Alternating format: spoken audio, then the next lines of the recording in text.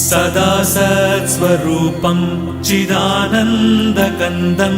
जगत्सम्भवस्थानसंहारहेतुं स्वभक्तेच्छया मानुषं दर्शयन्तम् नमामीश्वरं सद्गुरुं साईनाथं नमामीश्वरं सद्गुरुं साईनाथम् भवद्ध्वान्तविध्वंसमार्ताण्डमीड्यं मनोवागतीतं